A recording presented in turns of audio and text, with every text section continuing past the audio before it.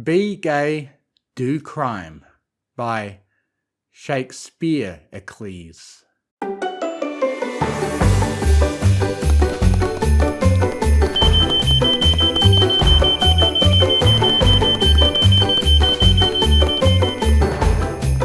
"'Twas the day before hearth's warming, and all through the farmhouse several creatures were stirring, not the least of which was Applejack running around trying to get everything ready in time, stretching and reaching to try to get the decorations hung.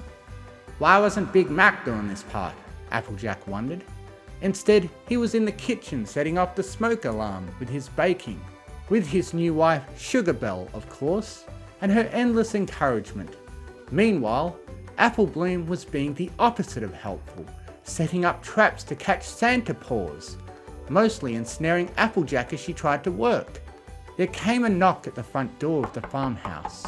Granny Smith was by far the closest, but Applejack got to the door much sooner. She opened the door and was greeted by Princess Celestia. Applejack balked and took off her hat. Now, Applejack," Celestia chided. "You needn't use that title for me any longer now that I'm retired." "Even so, what brings you round these parts?" she asked. "Well, I know it's last minute, but I actually need help getting a gift for someone very dear to me." "Oh, that's easy," Applejack said. "Just get Trial out a book." Celestia chuckled. "I already have, actually, but I was referring to my sister." "Luna?" Applejack asked. Celestia nodded. "Well, shucks, I can't say I know her very well to be of much help. Really, you would know better than any pony else." Celestia sighed.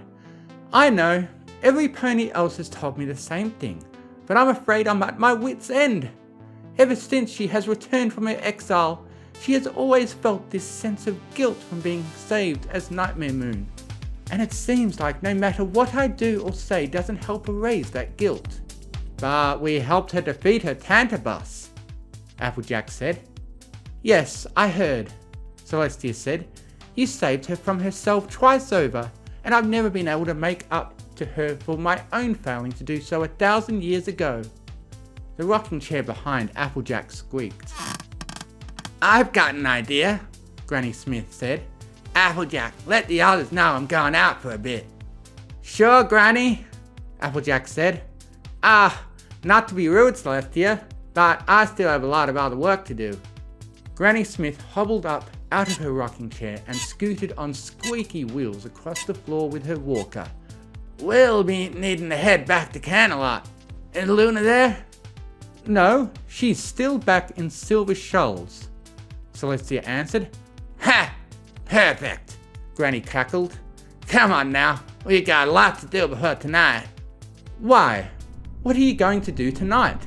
Celestia asked. "The same thing I've wanted to do every night, dear. Try to take over the world."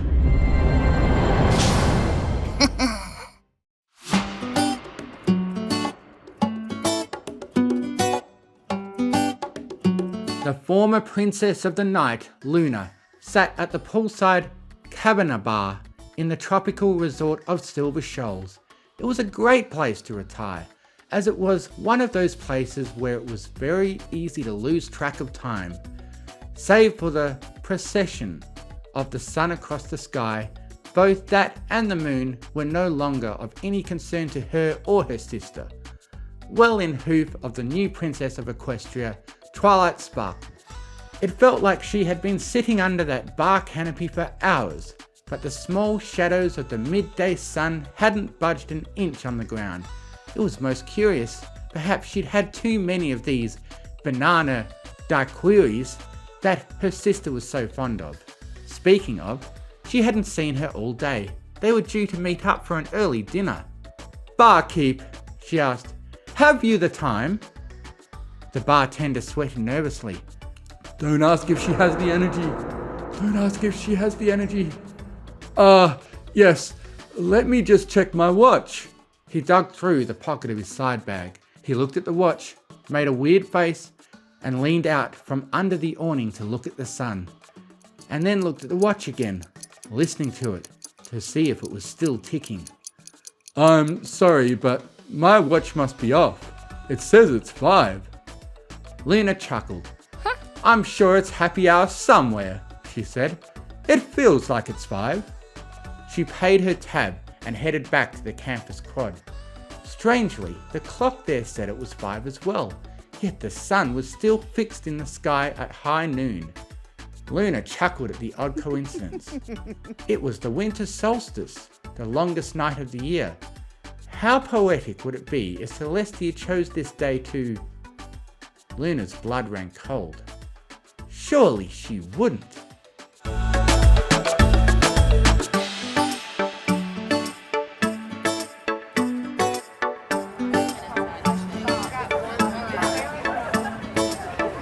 A crowd of concerned ponies assembled outside of Canterlot Castle, awaiting explanation as to why it was still midday. The castle doors opened and an imposing figure strode out onto the large stage. The colourful mane that once waved from her white fur was replaced with billowing flames. She held the limp body of Princess Twilight Sparkle in her magic. Your princess is dead! Daybreaker bellowed in a full Canterlot voice. Long live the Queen! Daybreaker!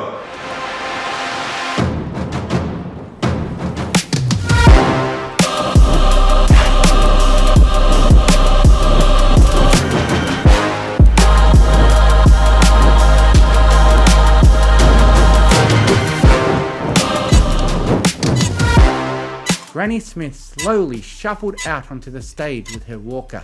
You heard the Queen, you little whippersnappers. Now plant your jib-jabbers on the ground and get to groveling. The ponies all fell to the ground and bowed in cowering deference.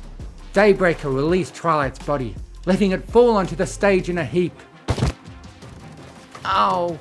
Twilight groaned quietly as she could. Granny continued. The first new law is the floor is lava. Any pony caught on the ground will be sentenced to 1,000,000 years dungeon. Ponies scrambled like toddlers, fighting for some standing space on chairs or tables. Some climbed up lampposts or small trees. The few unicorns left on the ground, suddenly feeling not so superior, looked to the Pegasi hovering in the air above them and cried for help, and the Pegasi just looked down at them and whispered, "No." Daybreaker is coming for ya, Granny hollered. A few left on the ground scattered and ran as fast as they could, leaving the ground of the courtyard cleared. Granny Smith looked at Daybreaker and grinned.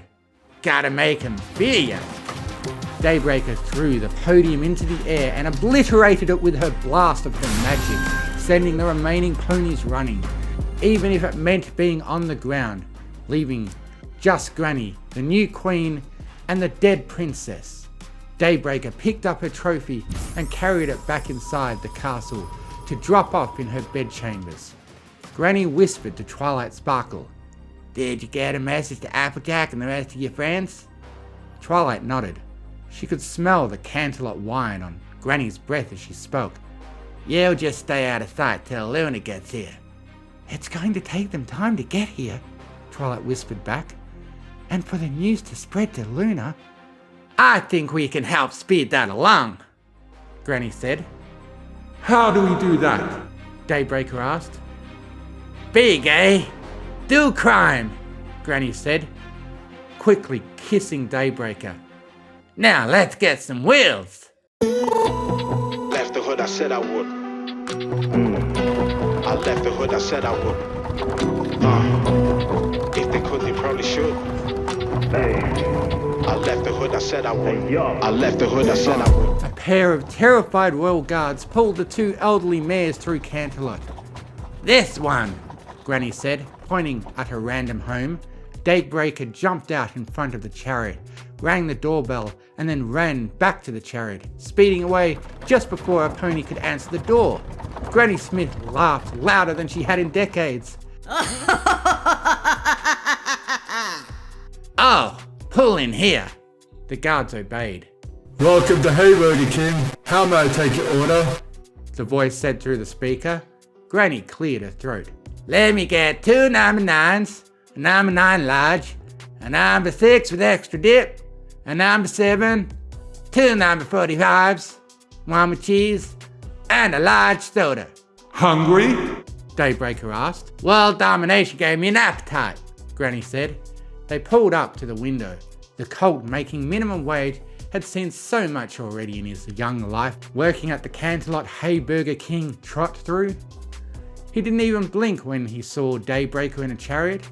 He passed the bags of food to Granny Smith. That'll be 55 bits, he said. Go, go, go! Granny shrieked. The chariot sped away from the restaurant.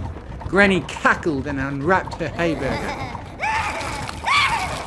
Here, you want one? Granny asked. Oh, I really shouldn't, Daybreaker said. My posterior has become something of a running joke at the retirement centre. Sounds like something a little bitch would say, Granny laughed. If cholesterol is what kills you, I call that a win.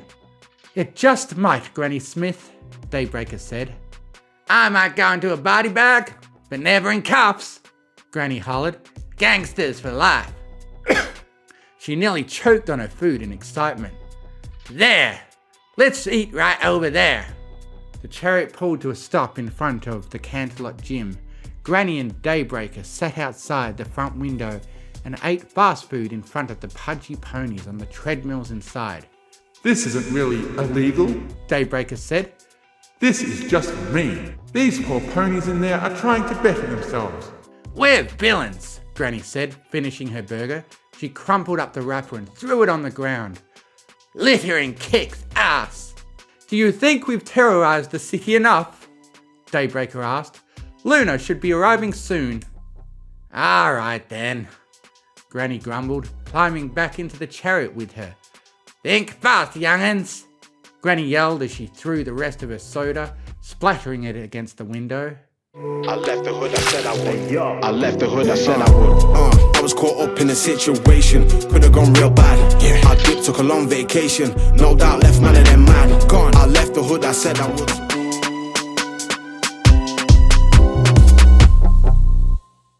Back at the castle, Twilight and her friends waited in the Canterlot throne room with Cadence and shining armour. This had better be worth it, Cadence said. You have no idea how hard it is to find a foal sitter on such short notice. The throne room opened and Granny Smith shuffled inside with her squeaky walker. We're back, bitches. Applejack covered her face with her hooves. Granny, have you been drinking? Have you been eating? Apple snack? Granny cackled. Daybreaker walked into the throne room after her. Whoa! The others gasped, seeing Celestia in this form. Did you bring the party favors? Granny asked Pinky. Pinky nodded and held up a large box of balloons filled with raspberry syrup. All right, every pony takes them. It's time to redecorate.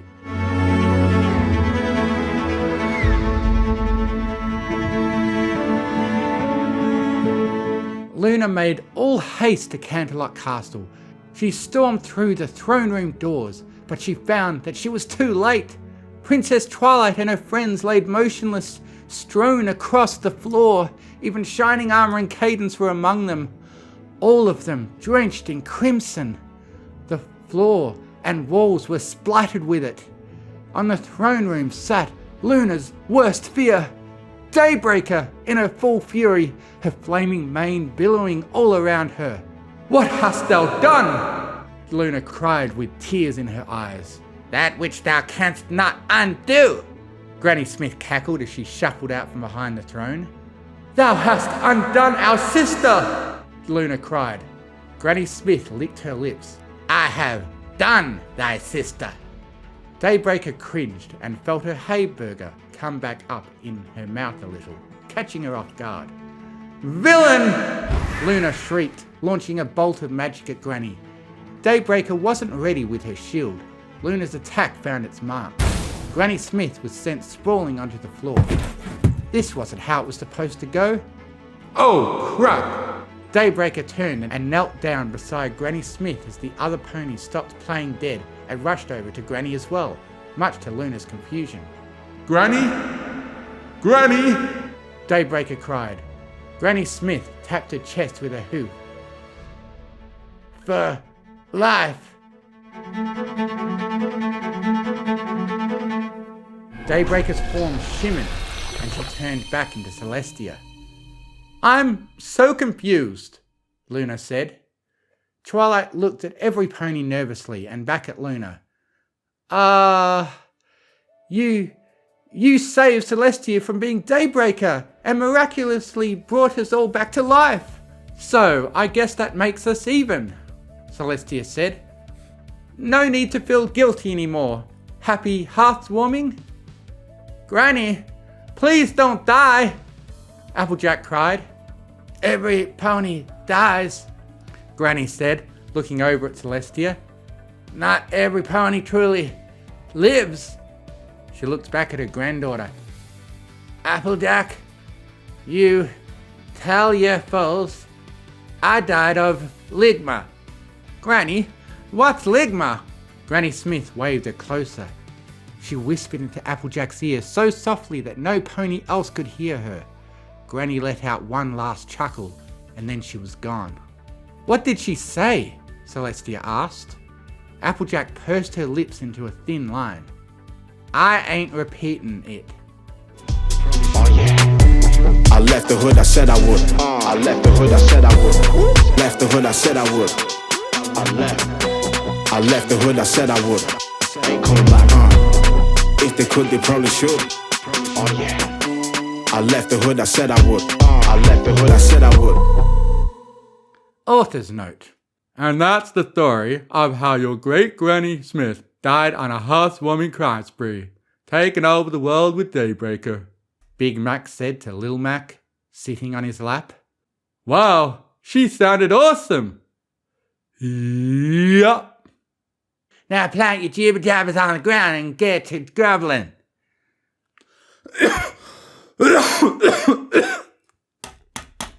Every pony dies. And that's the story of how your great Granny Smith died on hearth warming. Okay.